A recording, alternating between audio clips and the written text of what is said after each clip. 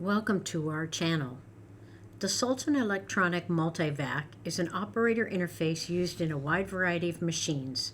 This particular one is used in a food packaging system. This unit was brought to us due to an intermittent failure which caused the system to completely shut off and then reboot. We rebuilt the power supplies and cleaned up bad soldering left by a prior repair, and we were able to get the screen to boot consistently.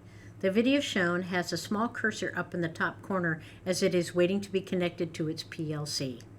ERD has worked on a wide variety of OIT terminals, from old CTR-based systems to the newest type of LCD screens. Thank you for watching our channel. Please subscribe to ERD TV for more repair videos.